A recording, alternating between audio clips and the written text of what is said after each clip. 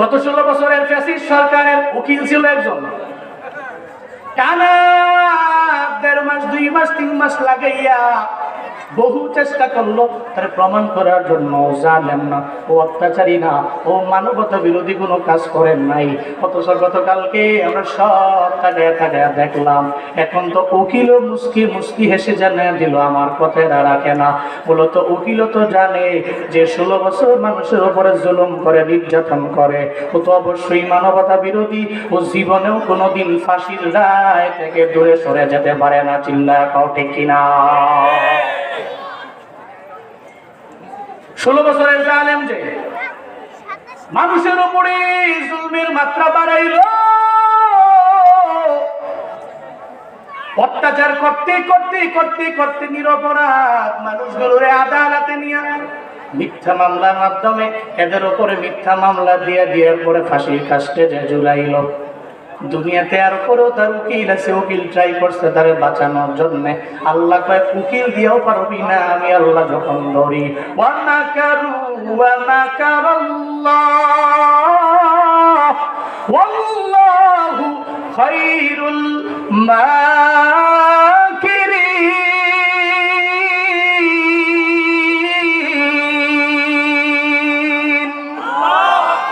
আল্লাহ পাক বলেন তুই চক্রান্ত করেছ, আমি আল্লাহ এমন পরিকল্পনা করব ও বান্দা তোর চক্রান্ত যত বড় হবে আমি রবের পরিকল্পনা এর চাইতেও বড়। তুই জীবনেও কোনোদিন চক্রান্ত করে আমি আল্লাহর সাথে পারবি না। আল্লাহর পরিকল্পনা এত মহা। ফেরাউন চেষ্টা করলো মুসা নবীরে ধ্বংস করার জন্য, পারে নাই। নমরুদ চেষ্টা করলো ইব্রাহিম নবীরে ধ্বংস করার জন্য, পারে নাই। এই আবু জাহাল চেষ্টা করলো আমার মায়ের নবীরে মিথ্যাবাদী বানানোর জন্য, আবু জাহালও পারে নাই আমার নবীরে। বর্তমানেও যারা উলামায়ে কেরামদেরকে ফাঁসির মঞ্চে ঝুলাইয়া অপমানিত করতে চায়, এখন তো বোঝা গেল আল্লামা সাইদি রাহমাতুল্লাহি আলাইহির বেলায় যখন রায় দেওয়া হলো 170 জন মানুষ ময়দানে নাইমাও তারা দুনিয়া থেকে বিদায় নিয়ে চলে গেল। এখন ফ্যাসিস্টের রায় হয়ে গেল, দেখো একটারও উড়ে ঘাটেও পাওয়া যায় না, ঠিক কিনা? আল্লাহ কয় আল্লাহর পরিকল্পনা বড়, আল্লাহর পরিকল্পনা এত মহান, যেই পরিকল্পনার সাথে দুনিয়ার মানুষ চক্রান্ত করে করে জীবনেও কোনোদিন পেরে উঠবে না। কারণ পরিকল্পনা কার? জোরে বলেন, পরিকল্পনা কার?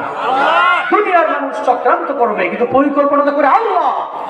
যেই পরিকল্পনার সাথে পৃথিবীর সমস্ত মানুষের চক্রান্ত ফাস্ট না ফেল? অবশ্যই তারা চক্রান্ত করেছে, আর আল্লাহ পরিকল্পনা করেছে। আল্লাহু খায়রুল মাকিরিন, ওনার চাইতে পরিকল্পনাকারী এই পৃথিবীতে উত্তম পরিকল্পনাকারী কে হতে পারে? আল্লাহই তো সর্বোত্তম পরিকল্পনাকারী। চিল্লায় পড়েন আল্লাহু আকবার। আল্লাহ সর্বোত্তম পরিকল্পনাকারী। যারা মানুষের উপর জুলুম করে, নির্যাতন করে, মানুষকে হয়রানি করে, মানুষের বাড়ি গাড়ির উপরে হামলা করে, মানুষকে মানুষের মতো মনে করে না, এদেরকে পশুর মতো মনে করে, একটা পাখির মতো মনে করে, যারা আল্লাহ পাক এদের ধরে, তবে আল্লাহর পরিকল্পনা দিয়ে আল্লাহ ধরে। মিথ্যা মামলায় ফাঁসি দিলি সোনার মানুষগুলো রে, মিথ্যা মামলায় ফাঁসি দিলি সোনার মানুষগুলো রে, মিথ্যা মামলায় ফাঁসি দিলি সোনার মানুষগুলো রে। তোর মতো ডাইনি সেজে মায়া নাই তার অন্তরে, ঠিক কিনা? মিথ্যা মামলায় ফাঁসি দিলি সোনার মানুষগুলো রে, তোর মতো ডাইনি সেজে মায়া নাই তার অন্তরে। সে আদালতও আছে, ফাঁসির দড়িও আছে, ঠিক কিনা? সে আদালতও আছে, ফাঁসির দড়িও আছে, সে আদালতও আছে, ফাঁসির দড়িও আছে। কবে পাবো বুবু তোমায় ঢাকা, অপেক্ষা করছি শুধু ঢাকা। দেশে আগুন লাগাইয়া জনতারে জ্বালাইয়া, দেশে আগুন লাগাইয়া জনতারে জ্বালাইয়া, পালায়া ছাইরা গেলে ঢাকা। গণভবনটা এখন ফাঁকা, ঠিক কিনা? দেশে আগুন লাগাইয়া আলেমদের জ্বালাইয়া, দেশে আগুন লাগাইয়া আলেমদের জ্বালাইয়া, পালায়া ছাইরা গেলে ঢাকা, গণভবনটা এখন ফাঁকা, বুবুরে গণভবনটা এখন ফাঁকা। ফাঁসির রায় কার্যকর হয়েছে, বাংলাদেশের মানুষ ওয়েটিং আছে কবে আসবে এই ফাঁসির রায়। যখন দেখবে প্রত্যেকটা মজলুম ব্যক্তির চোখের পানি আল্লাহর দরবারে কবুল হয়েছে বলে ওদিন রবের দরবারে সিজদা অবনত জিততে আল্লাহর কুদরতি পায়ে চেষ্টা দিবে। চিল্লা কও ঠিক কিনা? পৃথিবীতে জালেমরা পরিকল্পনা করে, কিন্তু আল্লাহর পরিকল্পনা এক চাইতেও কোটি গুণ ভালো, কোটি গুণ উত্তম।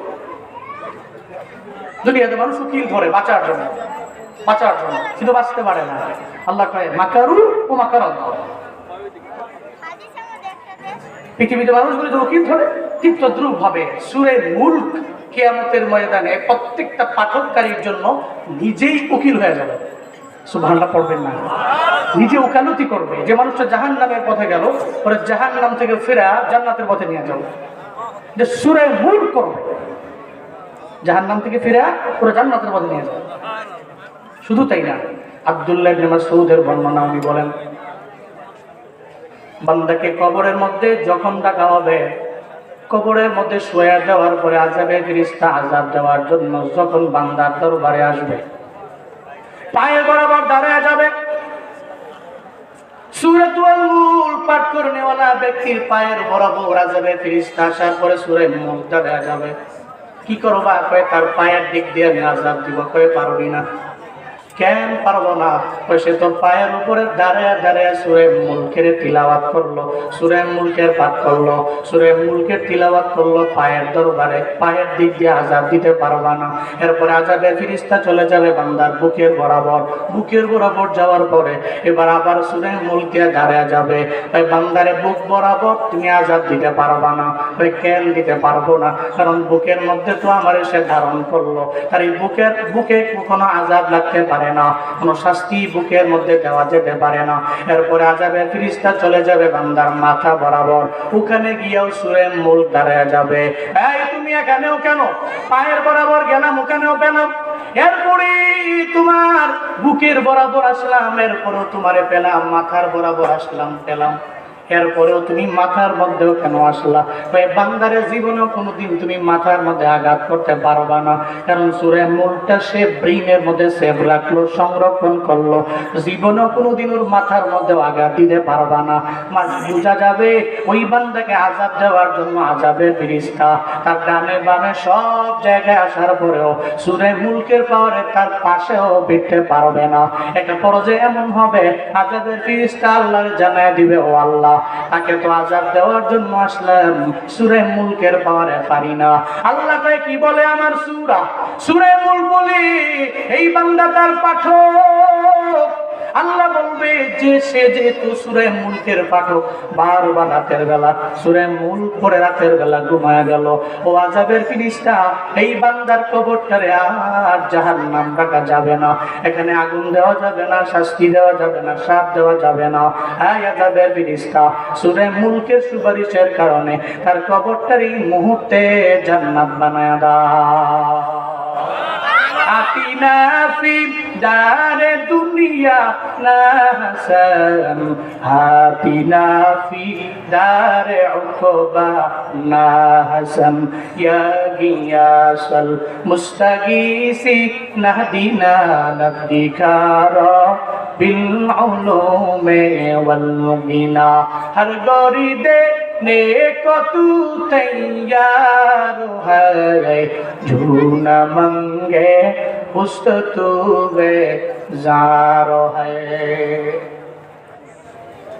সূরা মুলক বান্দার কবরে জান্নাত বানানোর কারণ হয়ে যাবে ওসিলা। এত দামি সূরা, এই সূরার পাঠককারী বান্দারে জাহান্নাম থেকে ফিরে জান্নাতে নিয়ে যাবে।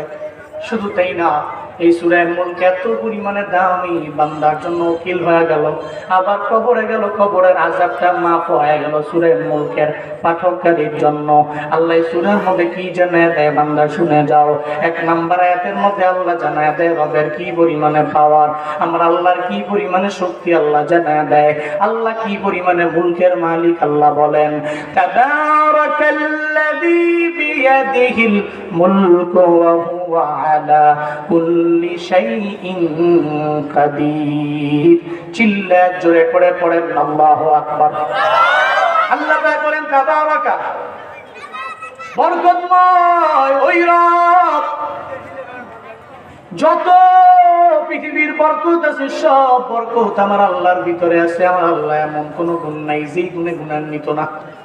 তাবারাকা, উনি বরকতময় আমার আল্লাহ। আল্লাযী বিয়াদিহিল মুলক, যে আল্লাহর হাতের মধ্যেই রয়েছে রাজত্ব, যে আমার আল্লাহর হাতের মধ্যে রয়েছে ক্ষমতা।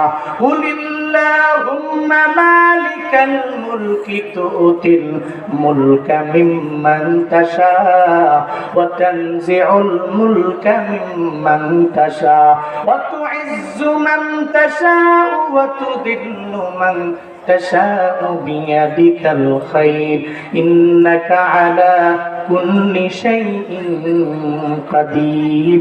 পড়েন আল্লাহু আকবার। আল্লাহ পাক জানিয়ে দিলেন আমি আল্লাহ মুলকের মালিক। ও পয়গম্বর, আপনি বলুন আল্লাহুম্মা মালিকাল মুলক। আল্লাহ বলেন রাজাদিরাজ আমার আল্লাহ। তুতিল মুলকা মান তাশা, আল্লাহ যারে চায় মুলক দেয়, আল্লাহ যারে চায় না। ওয়া তানজিউল মুলকা মিম্মান তাশা, আল্লাহ যারে চায় না ওই বান্দারে আমার আল্লাহ মুলকের রাজা বানায় না। আল্লাহ যারে চায় তুইজ্জু মান তাশা, আল্লাহ সম্মান দেয় যারে মন চায় তারে দেয়। ওয়া তুযিল্লু মান তাশা, আল্লাহ যারে চায় না তারে জিল্লতি দেয়। বিয়াদিকাল খায়র, সব কিছুর উত্তমতা আমার আল্লাহর হাতে। সর্বময় ক্ষমতার মালিক একজন, চিল্লা বলেন তার নাম। আল্লাহ হলেন সর্বময় ক্ষমতার মালিক। আল্লাহ বলেন বরকতময় ওই রব, ইন্নাকা আলা কুল্লি শাইইন কাদির। সব ক্ষমতা আমি আল্লাহর হাতে। দুনিয়ার কোন বান্দারে সব ক্ষমতার মালিক আমি আল্লাহ বানাই নাই। এই সূরা মুলকের প্রথম আয়াতে আল্লাহ জানায় দিলেন রবের মুলকের কথা। এরপরে দ্বিতীয় নম্বর আয়াতের মধ্যে আল্লাহ পাক বলেন আল্লাযী খালাকাল মাউতা ওয়াল হায়াতা লিয়াবলুয়াকুম আইয়ুকুম আহসানু আমালা ওয়া হুয়াল আজিজুল গফুর। চিল্লা পড়েন আল্লাহু আকবার। আল্লাহ প্রথম নম্বর আয়াতে পরিচয় দিলেন আমি হলাম মালিকুল মুলক। দ্বিতীয় নম্বরে আছে আল্লাহ পরিচয় দিলেন আল্লাযী খালাকাল মাউতা ওয়াল হায়াত, আল্লাহ তো উনি যিনি বানাইলেন মরণ, আল্লাহ তো উনি যিনি বানাইলেন জীবন। আল্লাহ বলেন আগে বানাইলাম জীবন মরণ, এরপরে বানাইলাম জীবন। খালাকাল মাউতা ওয়াল হায়াত, আল্লাহ কয় আগে মরণ বানাইলাম এরপরে জীবন বানাইলাম। এর মানে ছিলাম মৃত্যু, আল্লাহ এরপরে আমাদের জীবন দিয়া দিলেন। আমার বাবার এক ফোঁটা নাপাক পানি থেকে আল্লাহ আমারে আবার আপনারে বানাইলেন। আল্লাহ পাক বলেন কাইফা তাকফুরুনা বিল্লাহি ওয়া কুনতুম আমওয়াতান ফাআহইয়াকুম সুম্মা ইউমীতুকুম সুম্মা ইউহয়ীকুম সুম্মা ইলাইহি তুরজাউন। আল্লাহ পাক বলেন বান্দা কিভাবে অস্বীকার করো আমি আল্লাহকে, কেমনে তুমি কুফরি করো আমি আল্লাহর সাথে, কেমনে তুমি অস্বীকার করো আমি আল্লাহরে। কুনতুম আমওয়াতা, বরং তোমরা তো ছিলে মৃত। ফাহিয়াকুম, এরপরে আমি আল্লাহ তোমাদের জীবিত করলাম। সুম্মা ইউমীতুকুম, এরপরে আবার তোমরা মরণ বরণ করবে। আবার তো আমি আল্লাহর দরবারে তোমার চলে আসা লাগবে। ওয়া ইলাইহিন নুশুর, দুনিয়াতে এমন কোনো বান্দা নাই যে বলতে পারবে আমার মরণের পরে আমার আল্লাহ আমারে বানাইতে পারবে না। আবার পুনরায় বডি স্ট্রাকচার আমারে দিতে পারবে না আমার আল্লাহ। আল্লাহ তো সেই পাওয়ার আছে রে বাবা। ইন্নামা আমরুহু ইযা আরাদা শাইআ আইয়াকুলা লাহু কুন ফায়াকুন। ফাসুবহানাল্লাযী বিয়াদিহি মালাকুতু কুল্লি শাইইন ওয়া ইলাইহি তুরজাউন।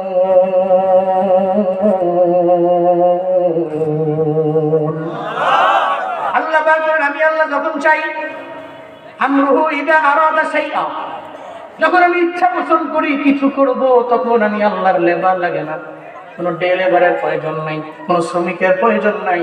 আমি আল্লাহ তখন বলি আমরা হাজার মারুফের সিগা দিয়ে কুন হ, এটা বলতে দেরি হইতে আর দেরি নাই, কারণ আমি আল্লাহর তো সে পাওয়ার আছে, আমি আল্লাহ সেই ক্ষমতা আছে। আল্লাহ কয় বান্দারে, আমি আল্লাহ প্রথমে মরণ বানাইলাম, এরপরে আবার তোরে জীবন দিয়া দিলাম, এরপরে আবার আমার দরবারে আসা লাগবে।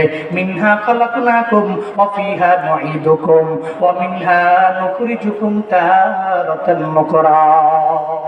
আল্লাহ পাক বলেন, এই মাটি থেকে তোরে আমি বানাইছি, এই মাটির মধ্যে বান্দারে তোর আবার চলে যাওয়া লাগবে, ওই মাটি থেকে আবার আমি আল্লাহ তোরে উঠাবো।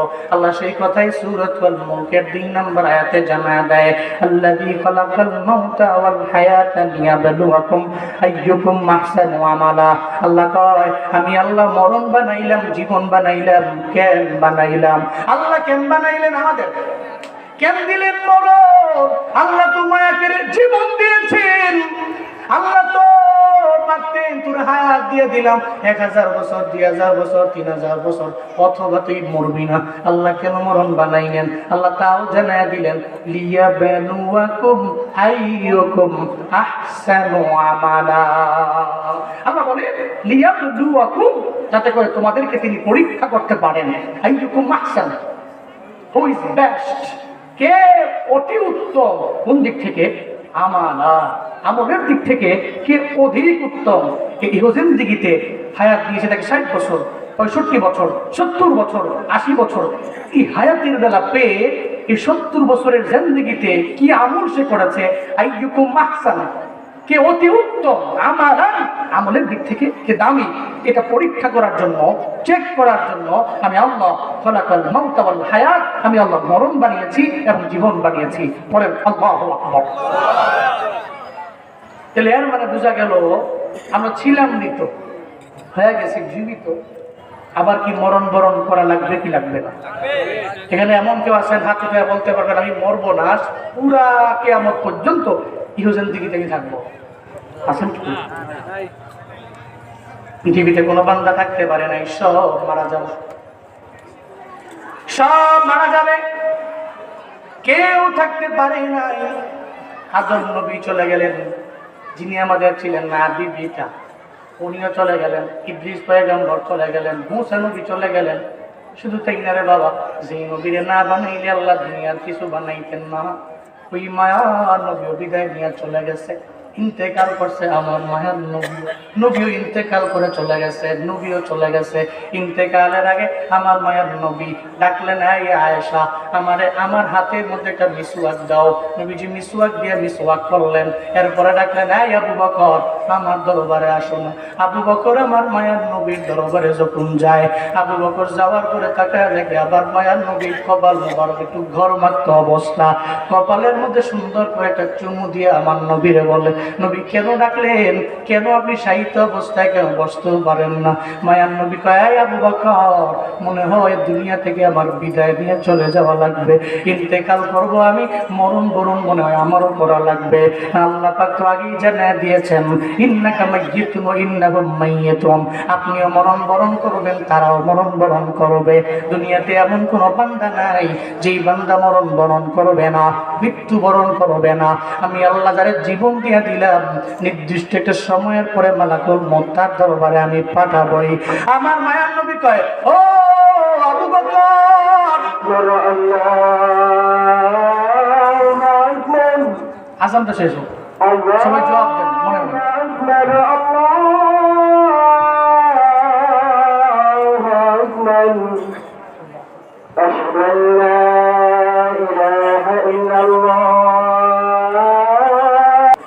নবীজির কাছে আসলেন, নবীজির কপাল মোবারক ঘেমে ছিল, ঘর্মাক্ত অবস্থায় ছিল।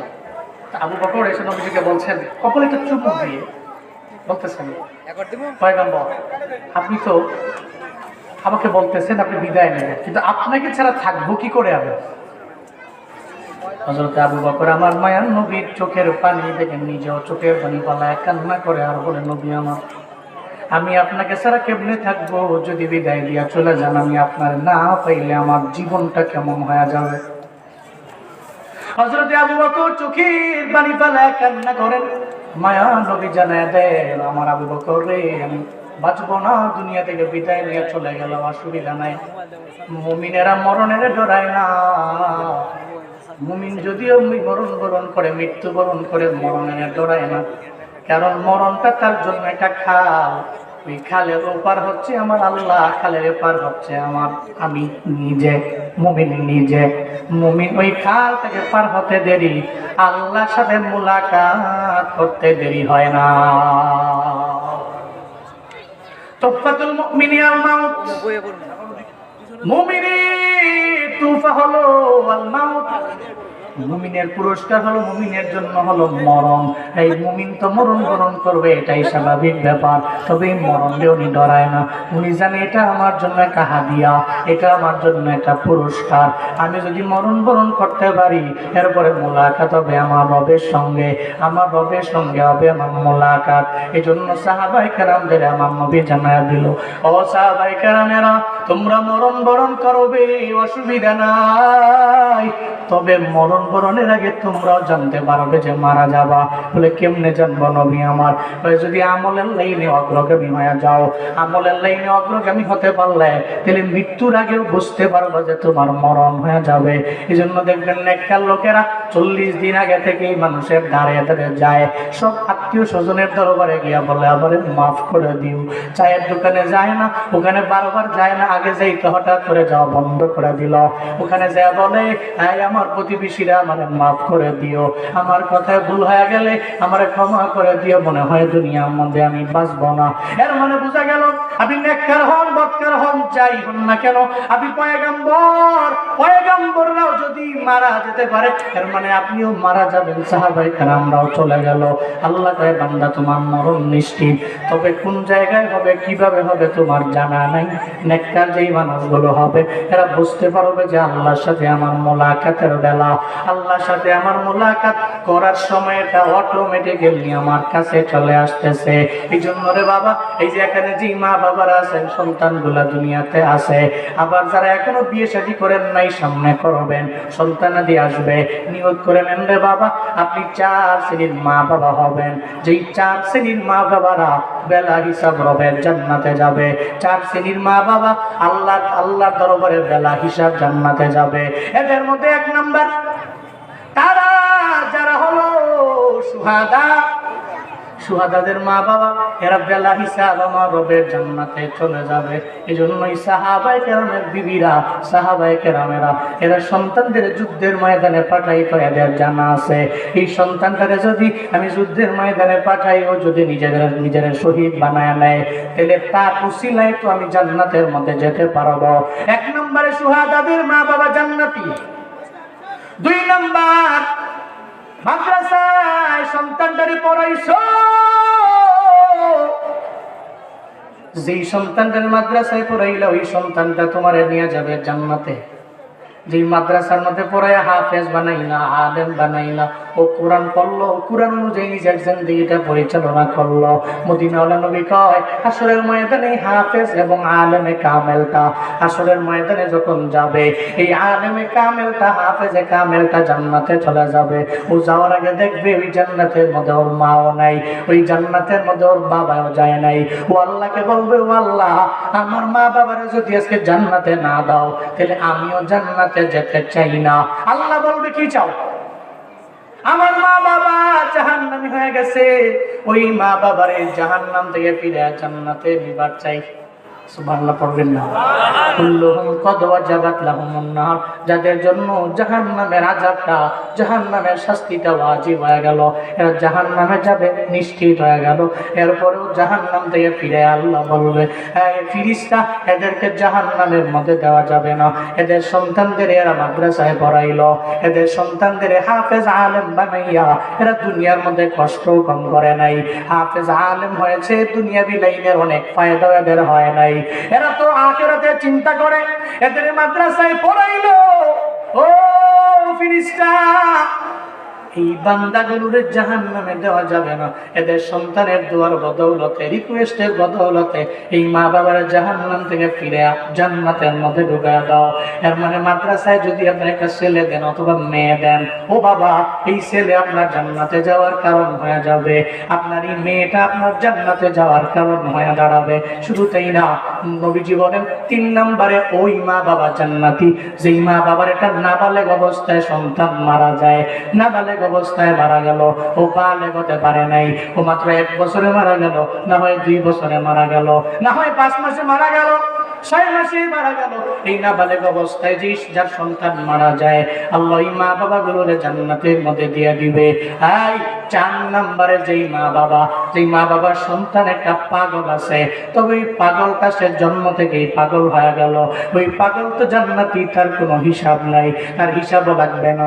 আসলের ময়দানে আল্লাহ পাগলরে বলবে, এই পাগল তুই দুনিয়াতে কিছুই বুঝলা না, তুই তো এমন পাগল ছিলি, এই পাগল তুই তো অন্ধ ছিলি, অথবা পাগল ছিলি, অথবা কানে শুনতি না, তুই আসমান দেখো নাই, জমিন দেখো নাই, কোনো গুনাহ নাই। এই অন্ধ মানুষ যারা, এরাও তো জান্নাতি। এই সমস্ত মা বাবার যাদের সন্তান অন্ধ আছে অথবা পাগল আছে, এই সমস্ত সন্তানদেরকে এরা পাওয়ার পরেও সন্তানগুলোর এরা মেরে ফেলে নাই, এই সন্তানগুলোর এরা ঘৃণা করে নাই, এরা সারা জিন্দেগি লাগাইয়া এই সন্তানগুলোর লালন পালন করলো, এই সন্তানগুলোরে ইগনোর করে চলেন নাই, এই সন্তানগুলোর এরা ইগনোর করে নাই। সন্তানগুলো হাসরের ময়দানে আল্লাহ যখন বলবে, এই দুনিয়াতে তোরে আমি আল্লাহ পাগল বানাইলাম, আমি আল্লাহ সুস্থ মস্তিষ্কে তোরে বানাই নাই, ও বান্দা এবার তুই জান্নাতে চলো, আমি আল্লাহ জান্নাত তোর জন্য রেডি, ও বান্দা তুই জান্নাতে যাও। পাগল যাওয়ার আগে বলবে, ও আল্লাহ আমার মা বাবা তো আমার এত পরিমাণে কষ্ট করে লালন পালন করলো, 60 বছর 70 বছরের জিন্দেগি আমি পেলাম, আমার মা বাবা আমার বিরক্ত হয় নাই, এক বেলা খাওয়াই নাই এমন না, আমার মা বাবা আমার সঙ্গে নিয়ে নিয়ে খাওয়াইলো, আমি ছিলাম দুনিয়াতে বড় পাগল, ও আল্লাহ তুমি যদি আজকে আমার একা জান্নাতে দাও, আমি একা জান্নাতে যাইবার চাই না, আজকে আমি আমার মা বাবার নিয়ে জান্নাতে যাইবার চাই। এই 4 শ্রেণীর মা বাবারা জান্নাতি হয়ে যাবে। 1 নম্বরে সুহাদাদের মা বাবা, এই 2 নম্বরে হাফেজে কোরআন আলেমে কোরআনের মা বাবা, যারা ইলম অর্জন করার পরে তদ অনুযায়ী আমল করলো। 3 নম্বর যাদের সন্তান নাবালেগ অবস্থায় মারা যায়, ওই মা বাবা, যাদের সন্তান দুনিয়াতে আসার পরে পাগল হয়ে যায়, অন্ধ হয়ে যায়, এই সমস্ত সন্তানের মা বাবা আল্লাহ পাক এদের বেলা হিসাব হবে জান্নাতে দিয়ে দিবে। এই বান্দারা